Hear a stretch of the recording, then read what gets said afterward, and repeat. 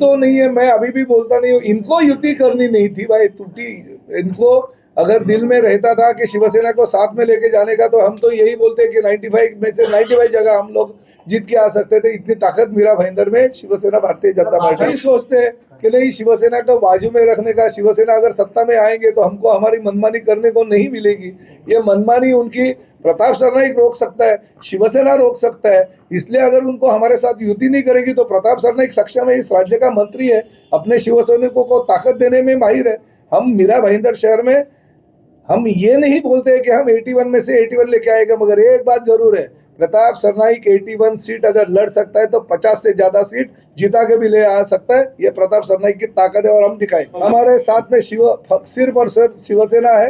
अंबेडकर साहब की आरपीआई जो है हमारे साथ, गठबंधन उनका है। मेरे लिस्ट में जो हमारे सिंबल पे खड़े हैं वो 3 आरपीआई के कैंडिडेट है। सभी समाज को नहीं कहा, उन्होंने देश के अखंडता तो धोखा और अलग अलग कर दिया है। देश की अखंडता है और ये अखंडता को कायम रखने के लिए देश के पंतप्रधान नरेंद्र मोदी जी कोशिश कर रहे हैं। उन्होंने उनके लिस्ट में उत्तर भारतीयों को इतने सीट दिया, दक्षिण भारतीयों को इतने दिया, बंगाली को इतने दिया, हमने मराठी लोगों को एक दिया, वापिस महाराष्ट्रियन में आगरी लोगों को इतना दिया।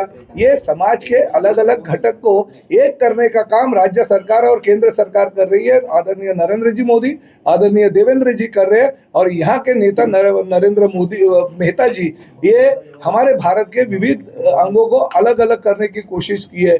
मुसलमानों को इतना दिया, हिंदुओं को इतना दिया। अरे भाई, ये क्या है? ये क्या बंटवारा कर रहे हो क्या देश का आप? हम जो भारतीय हमारे हैं, जो भारतीय नागरिक है, भारतीय मतदार यादी में जिसका नाम है, जो काम करने वाला कार्यकर्ता है, उसको 81 लोगों को हमने शिवसेना की धनुष्यबाण की उम्मीदवारी दे दी। बहुत युवा है, जो मैं भी युवा हूँ, आप भी युवा हो। आठवले गढ़ के जो नेता है उनसे उनका कुछ जमा नहीं है। हर टाइम पे वो आठवले गढ़ के लोगों को गुड लगाते हैं और आज भी उन्होंने, जब भी उनके नेता हमारे पास आते हैं और वही बोलते हैं कि वो हमेशा गुड लगाते हो, मगर आपका विश्वास आपके ऊपर है, हम आपके साथ रहेंगे। और मुझे पता है कि सच्चाई के साथ आठवले साहब हमेशा रहते हैं हमारे साथ। जो स्थानीय नेताजी है सब और आरपीआई के लोग हैं वो हमारे साथ रहेंगे। भाजपा बराबरच है लड़ाई। अरे भाई, जिला प्रमुख को हराने का उन्होंने खुला चैलेंज दिया, मगर मेरा बेटा हारेगा इसलिए उन्होंने बेटे को उम्मीदवारी नहीं दी। उनको मैंने चैलेंज दिया था कि अगर जिला प्रमुख को आप चैलेंज देते हो तो नरेंद्र मेहता ने अपने बेटे को खड़ा करना चाहिए, मैं उसको भी हराऊंगा, इसलिए वो डर के हमारे बेटे को कैंडिडेट नहीं बनाया।